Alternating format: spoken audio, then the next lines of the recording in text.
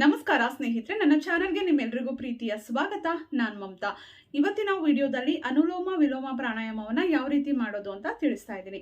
ತುಂಬ ಜನ ರಿಕ್ವೆಸ್ಟ್ ಮಾಡ್ತಾ ಇದ್ರಿ, ಆಗಲೇ ವಿಡಿಯೋವನ್ನು ಶೇರ್ ಮಾಡಿದ್ದೆ, ಕೆಲವರು ನೋಡಿಲ್ಲ ಅನಿಸುತ್ತೆ.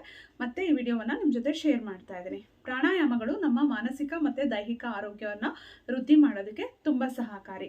ಕಾನ್ಸಂಟ್ರೇಷನ್ ಪವರ್ ಜಾಸ್ತಿ ಆಗೋದಕ್ಕೆ, ತುಂಬ ಜನ ಹೀಟ್ ಆಗುತ್ತೆ ಅಥವಾ ತುಂಬ ಜನ ನನಗೆ ಕೋಲ್ಡ್ ಆಗುತ್ತೆ, ಸೈನಸ್ ಪ್ರಾಬ್ಲಮ್ ಇದೆ, ಮೂಗಿನಲ್ಲಿ ದುರ್ಮಾಂಸ ಇದೆ ಅಂತ ಹೇಳ್ತಾರೆ ನೋಡಿ.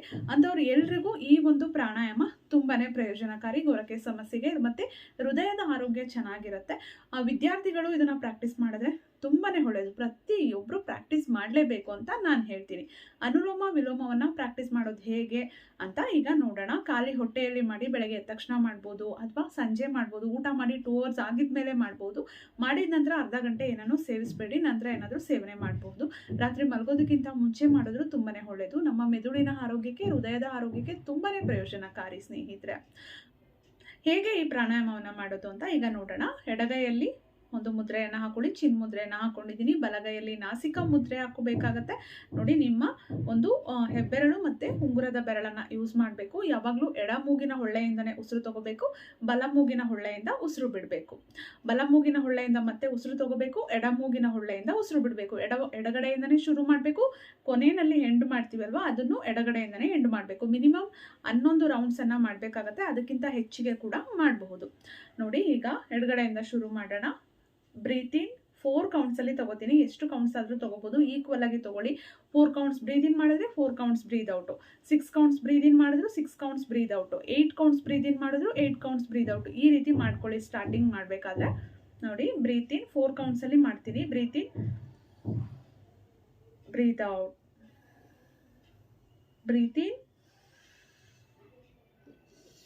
Breathe out. ಈ ರೀತಿ ಬ್ರೀದ್ ಇನ್ ಮಾಡಬೇಕು, ಬ್ರೀದ್ ಔಟ್ ಮಾಡಬೇಕು, ಮತ್ತೆ ಬ್ರೀದ್ ಇನ್ ಮಾಡಬೇಕು, ಈ ಕಡೆ ಬ್ರೀದ್ ಔಟ್ ಮಾಡಬೇಕು.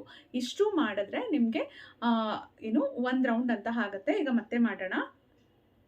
ಎಡಗಡೆಯಿಂದ ಬ್ರೀತ್ ಇನ್ 1 2 3 4. ನೀವು ಒಂದ್ಸಲ ಹೇಳ್ಕೊಂಡು ಮಾಡಿ. 4 ಕೌಂಟ್ಸ್ ಬ್ರೀದ್ ಇನ್ ಆಯಿತು. ಎಡ ಮೂಗಿನ ಹೊಳ್ಳೆಯನ್ನು ಕ್ಲೋಸ್ ಮಾಡಿ, ಬಲ ಮೂಗಿನ ಹೊಳ್ಳೆಯಿಂದ 4 ಕೌಂಟ್ಸ್ ಉಸಿರನ್ನ ಹೊರಗಡೆ ಹಾಕಬೇಕು. 1 2 3 4. ಮತ್ತೆ ಎಲ್ಲಿ ಉಸಿರು ಬಿಡ್ತೀವಿ ಅಲ್ಲೇ ಉಸಿರನ್ನ ತಗೋಬೇಕು. ಬಲಗಡೆಯಿಂದ ಉಸಿರು ತಗೋಬೇಕು. 1 2 3 4.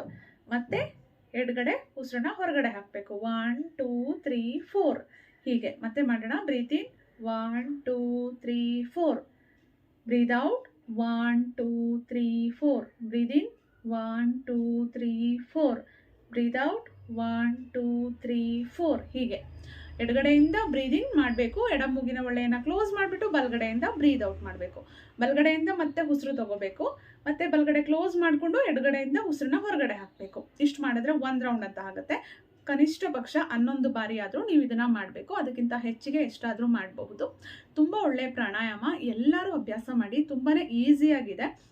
ನಾಡಿ ಶೋಧನ ಅಂದರೆ ಏನು ಮಾಡಬೇಕಾಗತ್ತೆ ಅಂದರೆ, ಬ್ರೀದ್ ಇನ್ ಮಾಡ್ತೀವಿ ಅಲ್ವಾ, 4 ಕೌಂಟ್ಸ್ ಬ್ರೀದ್ ಇನ್ ಮಾಡ್ತೀವಿ. 4 ಕೌಂಟ್ಸು ಬ್ರೀದನ್ನು ಹೋಲ್ಡ್ ಮಾಡಿ ಇಟ್ಕೋಬೇಕು. ಮತ್ತೆ 4 ಕೌಂಟ್ಸು ಬ್ರೀದ್ ಔಟ್ ಮಾಡಬೇಕು. ಔಟ್ ಮಾಡಿಬಿಟ್ಟಿರ್ತೀವಿ, ಹೊಟ್ಟೆ ಖಾಲಿ ಇರುತ್ತೆ, ಆಗ 4 ಕೌಂಟ್ಸ್ ಇರಬೇಕು. ಮತ್ತೆ ಬ್ರೀದ್ ಇನ್ ಮಾಡಬೇಕು, ಹೋಲ್ಡಲ್ಲಿ ಇರಬೇಕು, ಮತ್ತೆ ಬ್ರೀದ್ ಔಟ್ ಮಾಡಬೇಕು. ಈ ರೀತಿ ಹೋಲ್ಡಲ್ಲಿ ಅಂದರೆ ಹೊಟ್ಟೆಯಲ್ಲಿ ಗಾಳಿ ತುಂಬಿಕೊಂಡು ನಾವು ಹಾಗೆ ಹೋಲ್ಡ್ ಮಾಡಿರಬೇಕು, ಗಾಳಿ ಇಲ್ಲದೆ ಹಾಗೆ ಹೋಲ್ಡ್ ಮಾಡಿ ಇರಬೇಕು.